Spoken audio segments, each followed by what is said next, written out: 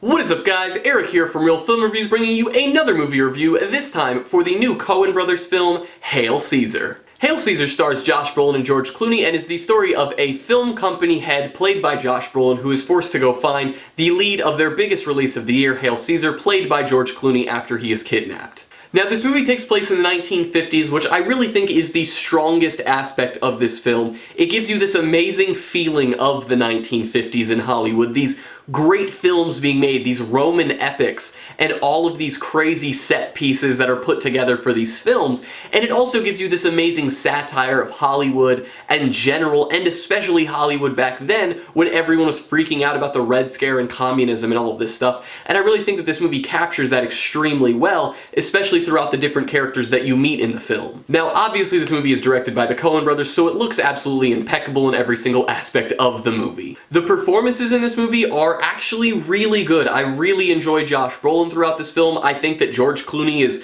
arguably the best George Clooney we've seen since The Descendants, because he's funny while giving you that like Hollywood lead actor feeling where he's kind of dumb at the same time, which I think is what everyone kind of thinks of Hollywood actors, even though that isn't what they are. But back then it's like, oh, he's a pretty face and he can kind of act, let's give him the role, and I think he really captures that mindset. Although the stealer of this movie is Alden Ehrenreich, who is a fairly newcomer. He has been in a few things before this, but he absolutely steals this whole movie. He's the funniest part. He's honestly just the best part of this whole movie. I really enjoy him throughout this whole thing. He plays this Western, like, doesn't get to say a lot of lines character, but then he gets pushed into a drama. And the scene with him and Ralph Fiennes is absolutely hilarious in the movie. Now, there are also a lot of really fun cameos from famous people throughout this film, and that's what I'm going to refer to them as. They might be slightly more than a cameo, but the thing is that this movie is being advertised as having all of these stars, when in reality, yes, you do get a little bit of Ralph Fiennes, you do get a little bit of Jonah Hill, you get some Scarlett Johansson thrown in there, you get some Channing Tatum, you get these big names thrown into this movie, but they have very small roles throughout the whole film, even though it's painted as if they have big roles.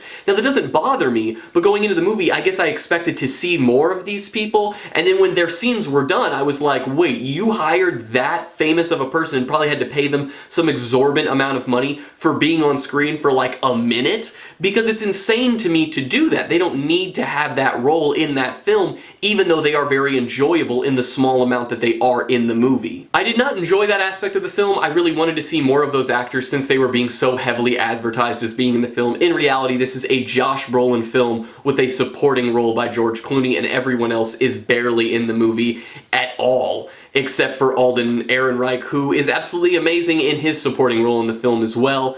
This movie also has some pretty strong pacing issues, in my opinion. It starts off a little weak, but picks up really fast, and then once it gets going, it's very interesting, but then at the end, it starts to slow down a little, and then it just ends. The ending of this film is so abrupt. I didn't even know we were going to get the ending of the movie right there, because the conflict in the film is so simply just like finished that it doesn't feel like the end. It doesn't really get that payoff for you, which I don't need a massive payoff at the end of the film, but it didn't feel like the movie was supposed to end right there, even though it did, and like it did sort of work, but it just seemed so quick and so like shot out of the cannon, like, oh hey, that happened, next scene, end of the movie, and I was just kind of taken back by that. I'm gonna give Hail Caesar a B+. This is a very fun movie that laughs at Hollywood and all the different things that go into Hollywood and just how weird of a business it truly is. And I think that that's this movie's strongest suit. It does have some very fun cameos from famous people and a very good George Clooney and Josh Brolin throughout the whole film. Although I do think that this movie does suffer from some rather glaring pacing issues throughout it. Well guys, as always, I'm Eric. If you enjoyed this video, please do like, subscribe, comment down below what you thought of Hail Caesar, share everything we do here on Real Film Reviews, and I hope to see you guys later.